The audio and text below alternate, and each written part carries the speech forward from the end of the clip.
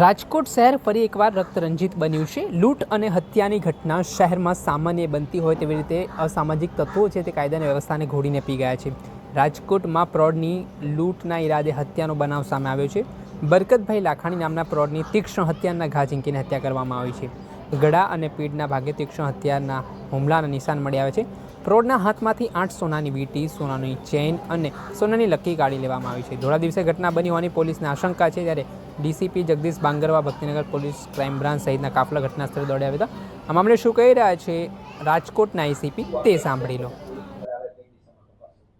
ગઈકાલે એક ભક્તિનગર પોલીસ સ્ટેશનનો વાલકેશ્વર સોસાયટી મેઇન રોડ છે, શ્રીનગર શેરી નંબર 3 હુડકો પોલીસ ચોકી વિસ્તારમાં એક બરકત અલી ગુલામ હુસૈન લાખાણી નામના ઈસમ છે, એમનું ઉંમર વર્ષ 70, એ સિનિયર સિટીઝનનું મૃત્યુ થયેલું, એમનું ખૂન કરવામાં આવેલું અને ઘરની અંદર જ એમની લાશ હતી અને એ બાબતે ગળાના ભાગે ને પેટના ભાગે ને છાતીના ભાગે ચપ્પુના નિશાનો છે।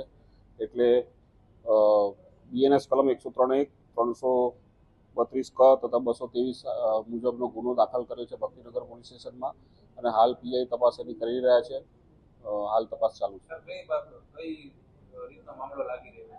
હાલ તો પોલીસ ઇન્વેસ્ટિગેશન કરી રહી છે અલગ અલગ એંગલથી, અને એમાં કોઈ ક્લુ મળશે કે હિન્ટ મળશે તો એ દિશામાં તપાસ કરવામાં આવશે અને તમામ પ્રકારના પ્રયત્નો કરવામાં આવશે જેથી ગુનો ડિટેક્ટ થાય।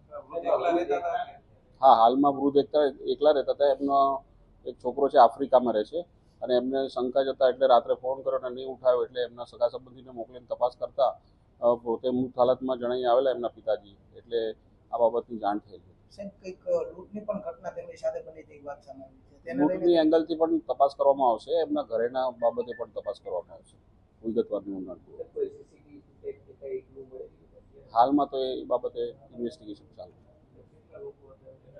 ના, હાલમાં તો કોઈ કહી શકાય નહીં, પરંતુ કંઈ પુરાવો મળે ને ઇન્વેસ્ટિગેશનમાં અને આગળની તપાસ થાય એ દરમિયાન આરોપી પકડાય ત્યારે ખ્યાલ આવે।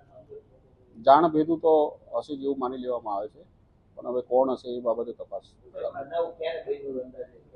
બનાવ અંદાજે ગઈકાલના બપોરથી સાંજના ટાઈમ દરમિયાન બનેલાનું જણાઈ આવે છે અને રાતના 20-30 વાગે જ્યારે એમના છોકરાને મોકલ્યા કોઈ માણસે એમના સંબંધીને, ત્યારે ખબર પડી, એટલે બનાવ એ 20-30 પહેલાં ગમે ત્યારે દિવસ દરમિયાન હોઈ શકે।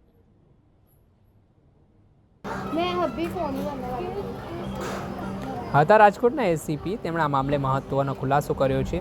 જે રીતે પ્રૌઢની હત્યાનો બનાવ સામે આવ્યો છે તે મામલાને લઈને પોલીસે આરોપીને પકડવા માટે તપાસના ચક્ર ગતિમાન કર્યા છે। આ ઘટનામાં લૂંટના ઈરાદે હત્યા થઈ હોવાની વાત સામે આવી રહી છે। આ ઘટનાને તપાસને લઈને આસપાસના સીસીટીવી પણ પોલીસે તપાસવાની શરૂઆત કરી છે અને આ સમગ્ર બનાવ મામલે પોલીસે આરોપીઓને પકડવા માટે અલગ અલગ ટીમો પણ બનાવી છે। દર્શક મિત્રો, એનકવરેજ ન્યૂઝને આપ લાઇક કરી લો, સબસ્ક્રાઇબ કરી લો અને શેર કરવાનું ભૂલતા નહીં।